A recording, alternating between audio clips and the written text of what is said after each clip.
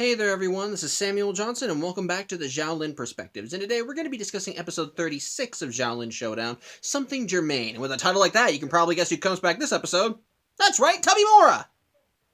I'm not even kidding, he actually is in this episode. I was originally going to open this video with that as a joke, but no, he actually is in the episode. Although Jermaine does come back as well. And he comes bearing good tidings, as at the beginning of the episode, he arrives at the Xiaolin Temple, and apparently since the last time we've seen him, he's changed his mind about joining the Xiaolin Order, as apparently he's been training to be a Xiaolin monk, much to the joy of all the other monks, especially Omi. Although, Omi's good mood kind of goes a little downhill when Jermaine reveals that not only has he become a Xiaolin apprentice, but he's actually moved up a rank and become something called a Wudai warrior, which is basically a rank above Omi and the rest of the crew. And while the other Xiaolin monks are happy for him, Omi doesn't take it well, as he immediately becomes jealous of his friend, and he does not do a good job at hiding it, as while Jermaine is all happy to just kind of hang out with everyone and say, hey, look, I'm one of you guys, Omi is just constantly upset that Jermaine is basically higher than him, and Omi, of course, being Omi, wants to try and prove that he's the best, and as a result, while Jermaine is training with the other monks, Omi is constantly getting in the way of everything. However, all of that's sorta put on hold when a new Shengongwu reveals itself, I guess, small fly called the Manchurian Muska that has the power to transform whoever utilizes it into a tiny little fly, allowing them to basically sneak into tight spaces and spy on people, although it also gives them an addiction to sugar. Either way, Jermaine is happy to join the Xiaolin monks for this caper, but of course Omi wants to once more try to prove that he's the superior Xiaolin monk. Although when Omi, Jermaine, and the rest of the monks arrive at where the Manchurian Muska is, which in this case is a jungle somewhere, they end up running into Jack Spicer and Tubby Mora. Although we see that Jack Spicer is walking what looks like a chihuahua. Why? Well, like I said, since Tubby Mora is working with him as his new evil partner in this episode, well, Tubby Mora wants compensation, and unfortunately, Jack can't provide it. He's run out of money. He can't afford to pay Tubby Mora like he would normally, so if he wants Tubby Mora to keep working for him, he's got to do Tubby Mora some favors and give him a few of his things, and unfortunately, one of the things that Tubby Mora asks for in return for his service is for Jack to walk his dog twice a day. So, yeah, Jack's kind of on pet duty, but Tubby Mora is Tubby Mora, and, well, he's still being paid, quote-unquote, for his services, so he does his best to provide them, as he manages to basically stomp on the other Xiaolin monks, excluding Omi and Jermaine, and as a result, Omi and Jermaine basically make a run to get the Manchurian Muska at the top of a tree, and while Jermaine almost gets it, in an attempt to try and upstage Jermaine, Omi basically gets in both their ways, and long story short, they end up losing the Manchurian Muska to Jack, and so Jack and Tubby Moore make a run for it, with Jermaine rightfully calling Omi out on his shit. And basically Omi, of course, is just, he's defending himself, that he can't say it's his fault, and basically, Jermaine's not stupid. He's been picking up that Omi has not been very friendly to him right now, which of course pisses Jermaine off, since he and Omi are supposed to be tight, yo! Of course, like, after all, he was the one that took Omi in when they was in New York, so now it's kind of pissing Jermaine off that now that he's actually kind of dipped his toes in the Xiaolin pool, Omi's not happy for him, and as a result, when everybody returns back to the temple, they bring that anger with them, as Jermaine and Omi begin competing over who can eat the rice in the most special way. Although Master Feng, to try and ease the tension, does say that maybe Omi and Jermaine should try some light sparring, as after all, they might be able to take their issues out. They might be able to actually deal with their issues while they're sparring, and they do end up putting up a good fight, as we see that Jermaine has genuinely been training, as he is able to keep up with Omi. However, in the midst of the battle, he pulls out the Repulse the Monkey, which confuses Omi, since the Xiaolin monks haven't been training with that. He learned that from another source. And so while Jermaine does win the sparring session and he and Omi begrudgingly shake hands, well, Jermaine does end up deciding that maybe it's better off if he leave this place. Although before he go, Omi does question him on where he learned Repulse the Monkey, and all he says is he learned it from his master, whomever that is. As such, Jermaine leaves the temple, And we do soon learn who his master is, as we cut to Jack Spicer, as we see him using the Manchurian Muska to break into Chase Young's base. Not because he wants to spy on Chase Young or anything, no. This is mostly just an extension of the Tubby Mora stuff, as Tubby Mora has a list of items that he wants, and so since Jack can't afford them, he's just gonna try and steal them, with Chase Young being his first target. However, as Jack flies around Chase's base, he sees Chase training with someone, and when we see who that someone is, yeah, it's Jermaine. It turns out that Chase is actually Jermaine's master, and he's been training him this whole time. And Chase compliments Jermaine for the progress he's made, and tells him that he can achieve the next step of his training if he performs one more task. In this case, it's collecting the next Shengong Wu, the Golden Finger, which apparently has the power to immobilize your opponent for a brief time. Now, although Chase warns Jermaine that if he should try and go after this Shengong Wu, it's not going to be an easy task. When Jermaine asks why, he says you'll know when you get there. As such, Jermaine goes off to get this, and so once he's out of earshot, Wuya arrives and asks Chase why he needs the Golden Finger. To which he responds he doesn't! But rather, he wants Jermaine to go after it because he knows who he'll have to cross paths with if he does. And he knows that Omi will go in with that knowledge because guess what? Chase knew Jack was there, and once Jack sees this little exchange with Jermaine, he flies out, and Chase knows that his next stop is most likely the Xiaolin Temple, where he'll probably try and trade that information. And sure enough, that's exactly what he does, as he tries to steal from the Xiaolin monks as well, not their Shengong Wu, just some of the stuff that Tubby Mora wants. And when he's inevitably caught, he basically trades his freedom. He wants to basically trade his freedom, as well as Clay's hat, for the information he has, and so he tells them about Jermaine. And while the other Xiaolin monks are shocked at this and know that Jermaine probably wouldn't work for Chase since Chase is evil, Omi quickly realizes that Jermaine is being played and doesn't even know that Chase is the bad guy. As such, they realize that they need to find Chase, or they need to find Jermaine, and well, sure enough, since they know that his next target is probably the Golden Finger, once it activates, they go to find it, and they find that it's located in Rome. Although upon arriving, they do end up crossing paths with Chase Young and Jermaine, and as such, the Xiaolin monks try and tell Jermaine that he's being had, that Chase is the bad guy. But Jermaine isn't listening. After all, he already thinks that Omi is being a jealous prick for not accepting him when he wants to be a Xiaolin monk, and likewise, he thinks the other Xiaolin monks are just covering for Omi. As a result, he doesn't listen to them as he just runs to get the Golden Finger, which is on top of a large pillar. Of course, it's also around this time when Jack and Tubby Mora arrive, and after a bit of shenanigans with those two, since Jack said something Tubby Mora didn't like, so he basically neutered his flight capabilities with which, fun fact, one of the things that Tubby Mora wanted in exchange for his services was Jack's jetpack, so kind of love that. But Jermaine's going for the Golden Finger. Omi chases after him. The other Xiaolin monks try to intercept, but Chase gets in their way, and their efforts to try and help Omi end with them being basically buried in rubble thanks to Chase Young. As a result, Omi and Jermaine manage to make it to the Golden Finger, as well as Tubby Mora and Jack Spicer, resulting in all four of them touching the Golden Finger, and so Omi challenges the three to a Xiaolin Showdown Tsunami. And apparently I was wrong about how these things work. Apparently a Xiaolin Showdown Tsunami is just a blanket term for a four-man Xiaolin Showdown, because unlike the last Xiaolin Showdown Tsunami we had, it's not 2v2, it's just a free-for-all, so whatever. Point is, Omi challenges everyone to a gladiator match, with him wagering the Ruby of Ramses, Jack wagering the Manchurian Muska, Tubby Mora wagering the Shroud of Shadows, and, probably stolen from Clay since Chase buried him under rubble, Jermaine ends up wagering the Lasso Boa after Chase throws it to him.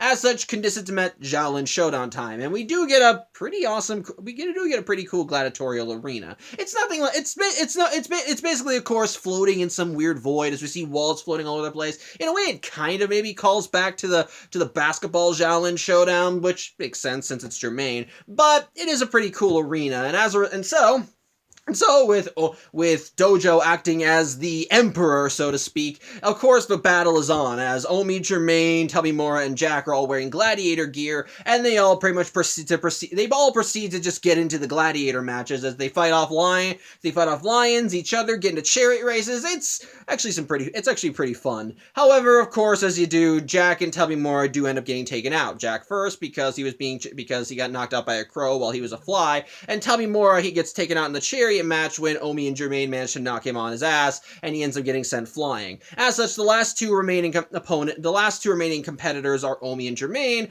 but Omi is still trying to tell Jermaine that he is being had, that Chase Young is obviously playing him and wants to use him, and that if he succeeds in this match, he'll be under Chase's thrall completely. Of course, Jermaine is still not listening and actively throws Omi's jealousy in his face, and Omi does admit that, he was jealous. He was happy that Jermaine was a Xiaolin monk, but he wasn't happy that he was higher than him, and thus Omi was trying to overcompensate. And that was wrong, yes. But at the same time, Chase is still the bad guy, and so to try and prove that he is telling the truth, Omi basically surrenders as he drops his weapons and his gear and just allows Jermaine, and essentially leaves himself open for Jermaine to land a killing blow, so to speak.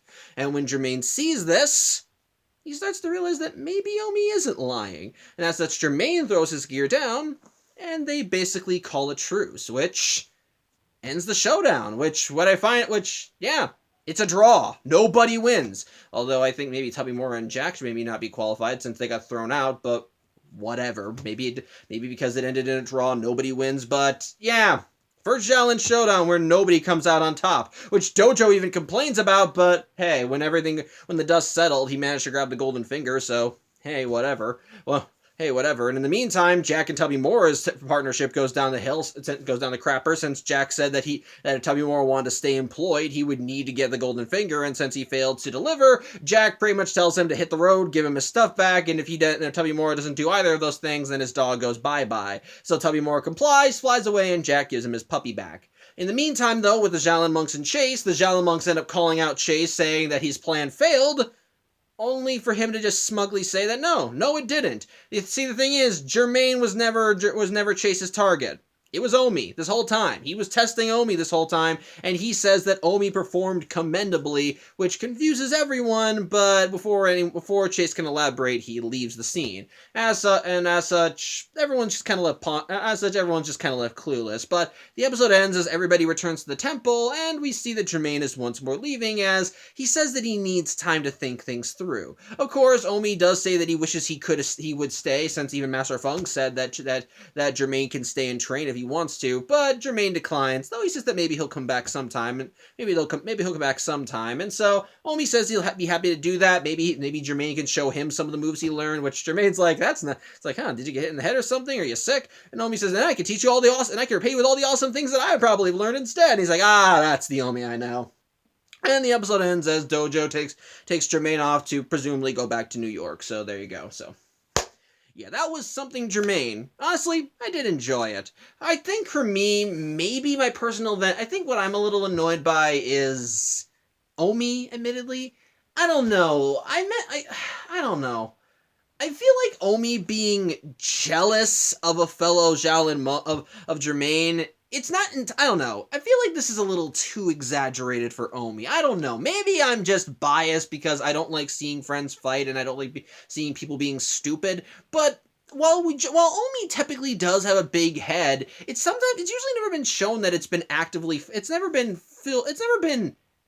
been malicious, if that makes any sense. While he has sometimes talked down to people, he usually does respect game when he sees it. After all, in the episode, in the Panda Town episode, when everyone was giving Raimundo crap, which is also another moment where Omi was kind of piling it on thick, he did at least acknowledge Raimundo, and Raimundo did put his best foot forward by the end of the episode. So I don't know, it kind of feels a little strange for me to see Omi being this jealous of his friend. Which, again, it helps especially since the first time how they met, Omi was in a position where he was actually lesser than Jermaine and had to be basically taught the way of things in New York, and Jermaine basically just helped him out in that regard. So it feels strange that it feels strange to see Omi like this. Maybe it's because that Jermaine is basically stepping into Omi's world and is already a master, and that makes Omi feel inferior, which again could be the case.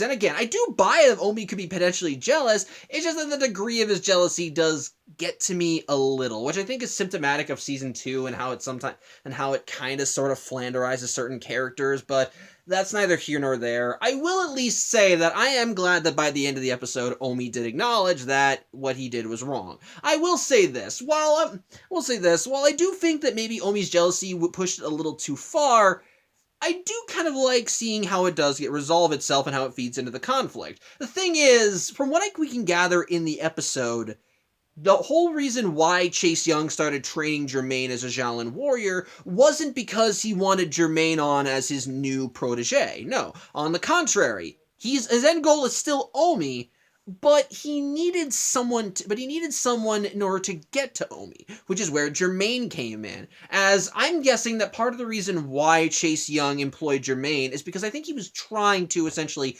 poke the bear that was Omi's ego. He was trying to get under Omi's skin to try and get him to actually butt heads with one of his friends. And so to do that, he got Jermaine. And what I kind of like is that up until the end, it sounds to me like Chase's training was legitimate. He was actually training Jermaine as a true Xiaolin warrior, and yeah, he may have moved him up a few ranks to try and get Omi's goat, but when it came down to it, the methods he taught him were valid, as we saw Jermaine actually being able to actually stand on level footing with the other Xiaolin monks, and likewise in the Xiaolin showdown, and when he was sparring with Omi, he was able to hold his own. So it's clear that Jermaine was being legitimately trained and was actually taught things of value. It's just that Chase's reasons for doing it were simply to get at Omi rather than for Jermaine himself. And in other words, Jermaine was just simply a tool, which I'll admit, if that was Chase's plan the whole time, I think that's another creative way of trying to get under Omi's skin. Mind you, I do question why he says that all of this was just to test Omi and that Omi passed, which I don't know how he passed. Again, there are two possible reasons that I can think of. Either he was trying to see how gullible Omi was and how far he would go for his friends, which in this, like when he threw down his weapons in the showdown in order to convince Jermaine that his master was evil, or he was trying to get Omi's goat and was trying to basically make Omi's ego larger. Since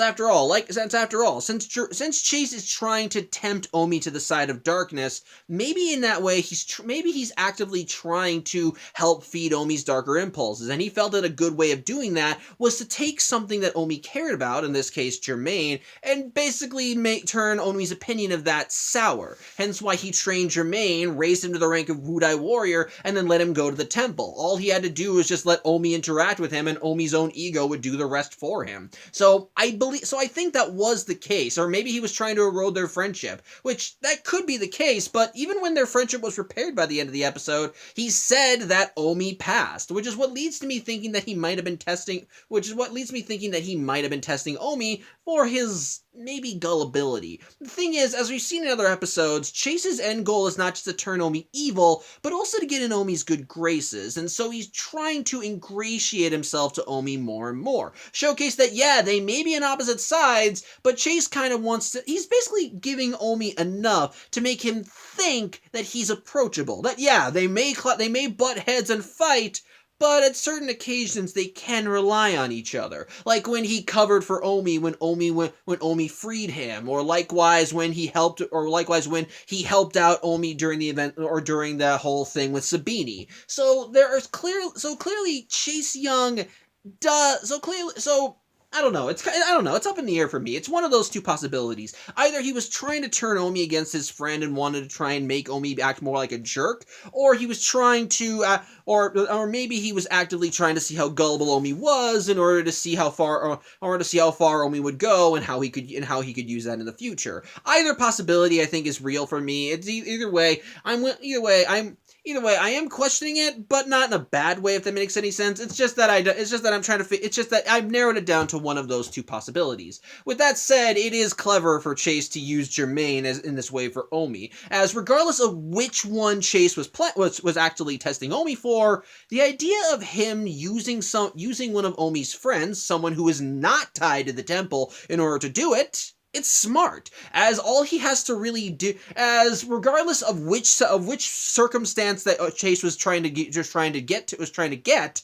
it works for having Jermaine in the center stage. He was trying to tempt Omi and kind of basically sabotage his friendship with Jermaine. Then all he had to do was just train Jermaine and, like I said, raise him above Omi in rank, and thus Omi's own jealousy would do the rest, and thus their friendship would deteriorate to the point where when they fought each other in the showdown, they would be on opposite sides. Or if he was trying to see how gullible Omi was, he knew that all he had to do was just basically take Jermaine under this wing, and then let the other Xiaolin monks learn about this, so that they would try to convince Jermaine to, stop being taught by Chase. And of course that would lead to some more challenges, since Omi was jealous before. So of course it would allow Chase to see just how far Omi was willing to go for people and how he could use that to his advantage. Again, either possibility is actually, regardless of which possibility that Chase was aiming for, it's clear using Jermaine the way he did was smart for both methods, as either way it'll give Chase what he wants, and I give credit. It's clever. I like seeing that implemented. So I will give some more credit that Chase is still a very competent villain, and I love how he just basically plays the angles in the episode, especially with him setting Jermaine against to get the golden finger, as again this once again shows Chase just basically seeing the Shengong Wu as a means to an end rather than the ends themselves, since, as we established, does not care for them. So again, like that.